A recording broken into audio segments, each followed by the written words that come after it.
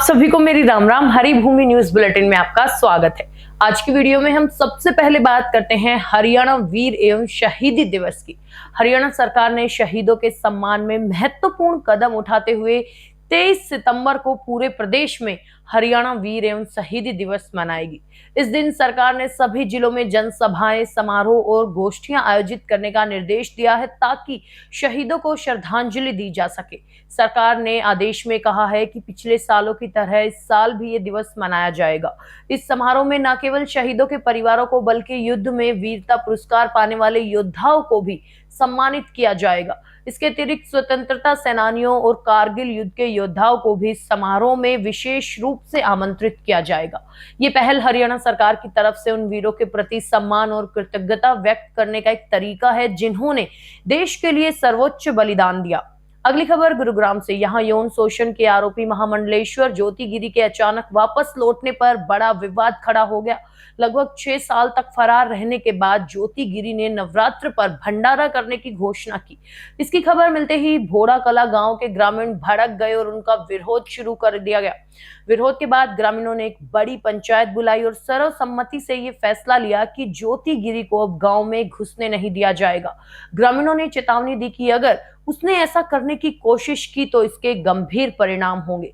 ग्रामीणों ने ज्योति गिरी के खिलाफ पर्चे भी बांटे और पुलिस कमिश्नर से उसके खिलाफ कानूनी कार्रवाई की मांग की। हालात बिगड़ते देख गांव में पुलिस बल तैनात कर दिया गया। आपको बता दें कि 2019 में ज्योति गिरी पर एक महिला ने यौन शोषण के गंभीर आरोप लगाए थे, जिसके बाद उसके कुछ आपत्तिजनक वीडियो भी वायरल हुए थे और इन आरोपों के बाद से ही वो फरार था।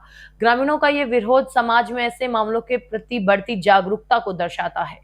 अब चलते हैं करनाल की तरफ। यहाँ नेशनल हाईवे 44 पर झंझाड़ी पुल के पास सेब से भरा ट्रक बेकाबू होकर करीब 20 फीट नीचे सर्विस रोड पर जा गिरा। ये ट्रक शिमला के कोटखाई से सेब की खेप लेकर दिल्ली जा रहा था। हादसे के प्रत्यक्षदर्शी और ट्रक ड्राइवर राजवीर के अनुसार तेज रफ्तार ट्राले ने उनके ट्रक को साइड से टक्कर मारी, जिससे ट्रक का संतुलन बिगड़ गया। टक्कर इतनी जोरदार थी कि ट्रक पुल की सेफ्टी रेलिंग तोड़ता हुआ नीचे जा गिरा। इस हादसे में ट्रक पूरी तरह से क्षतिग्रस्त हो गया और सेब की खेप का भी भारी नुकसान हुआ। पुलिस ने मौके पर पहुंचकर क्रेन की मदद से सड़क को साफ कराया और ट्रैफिक को फिर से शुरू किया। पुलिस ने ट्राले की तलाश शुरू कर दी है। अगली खबर सरकारी कर्मचारियों की छुट्टियां रद्द होने की। हरियाणा सरकार ने दीनदयाल लाडो लक्ष्मी योजना के सफल लॉन्चिंग की तैयारी पूरी कर ली है।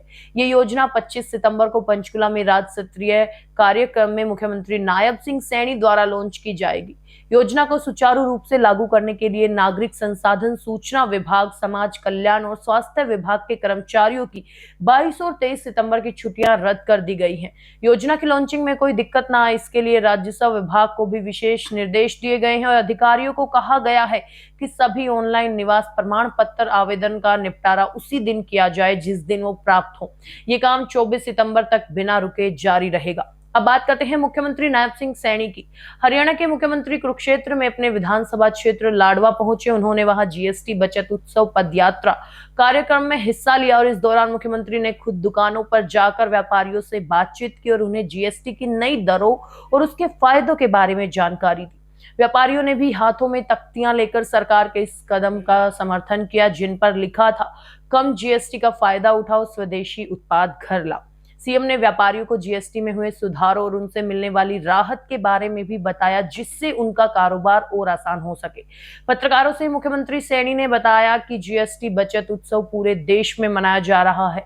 22 से 29 सितंबर तक नवरात्रि के दौरान बीजेपी के नेता सुबह शाम बाजारों में लोगों से मिलेंगे और उन्हें गुलाब का फूल देकर जीएसटी पर मिली राहत के बारे में बताएंगे।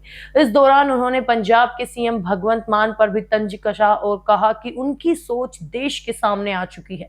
मुख्यमंत्री ने प्रवासी मजदूरों से भी मुलाकात की और उन्हें हौसला दिया। उन्होंने कहा कि कांग्रेस और आम आदमी पार्टी सिर्फ वोट लेना जानती है, लोगों का शोषण करती है। आखिर में बात करते हैं फिल्म 120 बहादुर की। बॉलीवुड एक्टर फरहान अख्तर की आने वाली फिल्म 120 बहादुर के नाम को लेकर गुरुग्राम में विवाद गहरा गया है।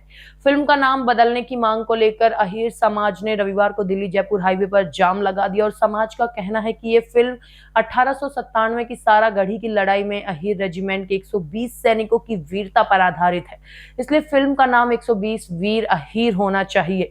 अहीर समाज के लोगों ने खेड़की दोला टोल प्लाजा के पास एक महापंचायत बुलाई जिसमें 200 गांवों से लोग शामिल हुए। महापंचायत में यह फैसला लिया गया कि अगर फिल्म का नाम नहीं बदला गया तो समाज कड़ा रुख अपनाएगा। इसके बाद गुस्साए लोगों ने हाईवे पर जाम लगा दिया जिससे गाड़ियों की लंबी लाइनें लग गई।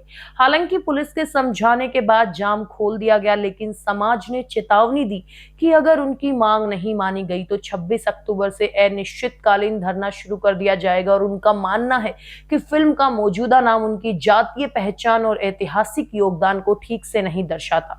फिल्म 120 बहादुर का निर्देशन रजनीश घई ने किया और ये 21 नवंबर 2025 को रिलीज होगी। इसमें फरहान अख्तर मेजर शैतान सिंह भाटी का किरदार निभा रहे हैं। ये फिल्म 1962 की रेजांगला की लड़ाई पर आधारित है। हरियाणा की ऐसी ही मुख्य खबरों से जुड़े रहने के लिए हमारे चैनल पर बने रहिए। वीडियो अगर पसंद आया हो तो उसे लाइक करें, शेयर करें, सब्सक्राइब करें। खबर को अगर विस्तार से जानना है तो हरिभूमि अखबार पढ़ें या फिर हरिभूमि वेबसाइट पर जाएं।